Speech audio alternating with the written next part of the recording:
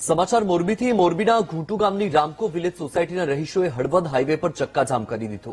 વર્ષ 2009થી અસ્તિત્વમાં આવેલી આ સોસાયટીમાં હજુ સુધી રસ્તા, ગટર, પાણી, સ્ટ્રીટ લાઇટ જેવી મૂળભૂત સુવિધાઓ ન હોવાથી રોષે ભરાયેલા લોકોએ 8 દિવસ પહેલા આપેલા અલ્ટિમેટમનો કોઈ જવાબ ન મળતા રસ્તા પર ઉતરી આવ્યા।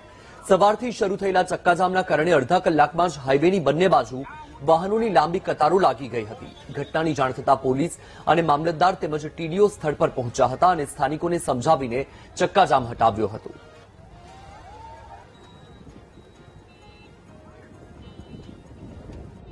અમે રોડ રસ્તા પાણી માટે ઘણીવાર રજૂઆત કરી, પણ અમારા તમે કોઈ ધ્યાન દેતું નથી।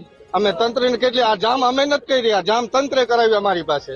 અમે એમના પાસે જઈને ધક્કા ખાઈને થાકી ગયા, પણ તંત્ર કે હવે તમારી રીતે તમે કરી નાખો। પંચાયતમાં જાય તો પંચાયતમાં એમ કહે કે તમે પહેલા છોકરા કરી નાખો પછી લગ્ન કરાવશો, કે તમારા ખર્ચે કરી નાખો પછી અમે કે પછી ગ્રાન્ટ આવશે તો તમને દઈશું। કે અમારા પાસે એવું સગવડ હોય તો અમે આવી સોસાયટીમાં રહીએ જ નહીં। અહીંયા 10 લાખ, 8 લાખ, 9 લાખ એવું મકાન મળે, અમે સામાન્ય માણસો એટલે અહીંયા અમે રહીએ છીએ। એટલે અમારું એક જ વિનંતી છે કે અમારા કામ પૂરા કરી દઈએ, અમારે બીજું કાંઈ જોતું નથી। અમારે રોડ આંદોલન કરવાનું થતો નથી, અમારા કામ પૂરા કરી દઈએ બસ, બીજું કાંઈ અમારે જોતું નથી।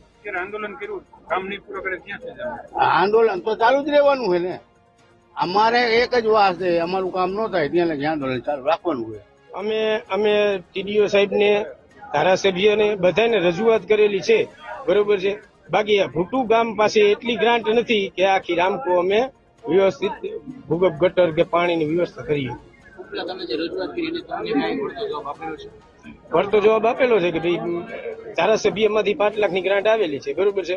અને ટીડીઓ સાહેબે કીધું છે કે ભાઈ હવે આગળ વધ। ઘૂંટુ ગામે રામકો વિલેજ સોસાયટી છે, ત્યાંના લોકોને રોડ રસ્તા પાણીના પંચાયત વિભાગના પ્રશ્નો હતા, એટલે એમનો ઘણા સમયથી પ્રશ્ન છે એવું એમનું કહેવાનું હતું। અને પ્રોબ્લેમ સોલ્વ ન થતા આજે એમને થોડુંક સ્ટેટ હાઈવે રસ્તા રોકવાનું પ્લાનિંગ કર્યું હતું, પણ મેં અને ટીડીઓ સાહેબે બધાને સમજૂત કર્યા છે અને એમના જે રોડ રસ્તાના અને ગટરના પ્રશ્નો છે એનું ઝડપથી ગ્રાન્ટ અને વહીવટી પ્રક્રિયાઓ પૂર્ણ કરી તાત્કાલિક કામ ચાલુ થાય એ માટે બધાને સમજૂત કર્યા છે અને લોકોએ સહકાર પણ આપ્યો છે। અત્યારે હાલ સ્ટેટ હાઈવે ખુલ્લો થઈ ગયો છે।